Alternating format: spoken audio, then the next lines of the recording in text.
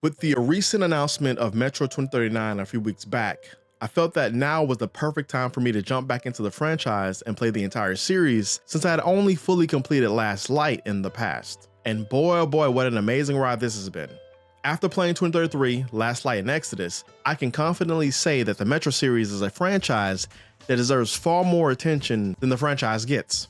The franchise is known, but I don't think people really understand just how incredible these games are, which is why I'm making this video. I just want to steal a few minutes of your time so I can gush about how awesome this franchise is. Before we get started, I will say that this list will be spread across the three mainline titles of 2033, Last Light, and Exodus, with each game getting 3 reasons. With that out of the way, here are 9 reasons you should try or return to the Metro franchise, starting with Metro 2033.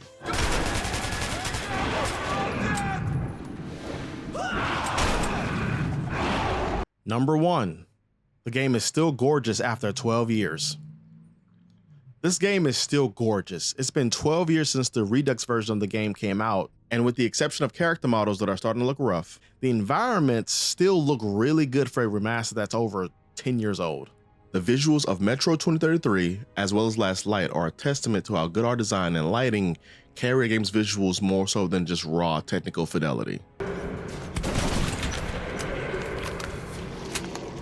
Number 2, intense and brutal gunplay. It's a single-player experience jam-packed with brutal stealth and combat sections. And when played on Ranger difficulty, it really forces you to slow down, observe your environment, and take out as many enemies as possible without alerting everyone else. You are not Doom Guy, Duke Nukem, Master Chief, or any other well-known killing machine.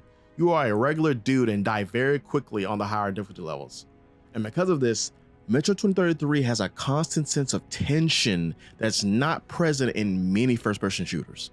Number 3, some actually decent stealth mechanics. I know most gamers tend to hate stealth, as many games often force stealth sections that have piss-poor mechanics that ultimately turn into just crouching behind an enemy and hitting a button to knock them out or kill them. Metro 2033, as well as the other games, give you a ton of tools and options to create opportunities to sneak through many of the game's combat sections. Throwables like cans to distract enemies, knives that instant kill. You can turn off any and all light sources to keep yourself concealed, both by hand or by shooting them. Silencers on almost every weapon, as well as alternate routes to get through most levels. I say most because there are a few levels that force certain scenarios or encounters, but most chapters give you multiple options to deal with everything.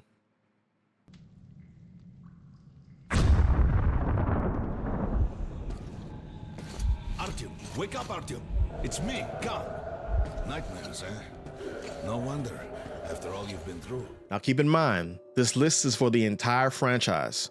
So as we switch over to the Last Light section of the video, all the reasons above glazing 2033, the amazing visuals, brutal gunplay, and stealth mechanics, also carry over to Last Light, because 2033's gameplay sets the foundation for the franchise.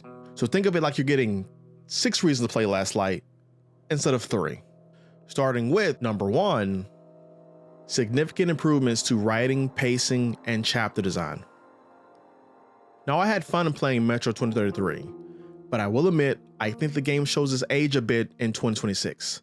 The level design, the writing, the amount of loading screens, the lack of enemy variety, and the lack of spectacle made my experience with 2033 feel a bit flat in many areas. I bring this up because it seems that 4A Games' main design philosophy for Last Light was to improve every area of criticism of 2033. The story and its characters are more engaging, the chapters are longer, leading to better pacing since there aren't as many loading screens around now, and most importantly, the change in level design allows for far more engaging and diverse interactions and encounters with enemies and all sorts of other craziness you will experience in the Metro. Number 2, more diverse and engaging environments. Some of the environments in 2033 started to blur together after about 4 hours. Last Light fixes this by giving us more unique environments to play in. You have your metros, yeah, but now you have swamps, churches, haunted cities, catacombs, and so much more now, each bringing a new enemy along with it. And number 3, absolute insane set pieces. 4A Games made giant improvements to the gameplay experience of Last Light. Intense boss fights, crazy escape sequences, unnerving psychological mind effery moments.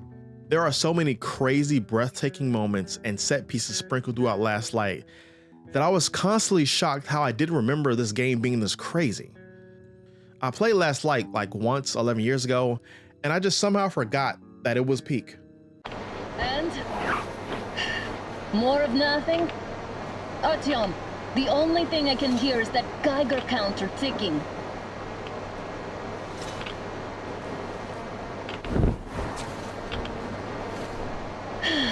Yes, and there's also those damn things. Calling all the time. Let's go home, dear, please. Finally, we are at Exodus, my personal favorite of the franchise. Is it the best in the series? No, that goes to Last Light. But there are some exciting additions to this game that make it a true unique experience from its predecessors. Starting with number 1, Exodus is a giant shakeup to the Metro formula. The Metro franchise, as its name suggests, is primarily set in Metro stations. But Exodus decides to shake things up a bit by allowing players to explore the outside world in its entirety, not just a few sections here or there, but several large, vast sandboxes, each with a unique faction associated with it. Exodus' deviation from the traditional Metro story and level design gives the franchise a breath of fresh air, as Last Light, while being amazing, many might feel that Last Light was too similar to 2033. Number 2, new crafting and inventory systems. If you didn't like having to constantly swap out weapons because you were low on ammo in 2023 and the Last Light, then you're going to love the crafting and inventory systems in Exodus. The inventory system in previous games were very straightforward. You could hold 2 weapons, 4 different throwables, and 4 different tools/medical items for survival, like your gas mask, air filter, etc. Exodus's inventory has all of those same elements, but now introduces a backpack, which allows you to craft some ammo types, medical supplies, throwables, as well as upgrade weapons with attachments and perks you find from exploring the maps. Also, instead of being limited to 2 weapons, Exodus allows you to carry 3 weapons. Things get even better at workbenches, where you can upgrade your armor, craft all ammo types, and at your home workbench on the train, you can swap out your current gun with any of the previous weapons you have picked up along the way, allowing you to mix and match different weapons and playstyles how you see fit whenever you want. It's one of those additions where I don't know if I could play future Metro games without these mechanics. Before we get into that last reason, here's a bonus reason, and that is Anna is the most supportive wife I've experienced in a video game so far. I don't think I've been love bombed in any other video game as much as I've been love bombed in Metro Exodus. Before I played Exodus and was browsing the Steam forums, I didn't understand why so many people were worshiping this woman this much. Yeah, she was cool in Last Light, but got very little screen time outside of that one nip scene. But a few hours into my playthrough of Exodus, I immediately understood why. Anna is Artyom's Aerith. She constantly acts as this walking entity of love and support. It's impossible not to fall in love with this woman. Froze anything off yet, darling?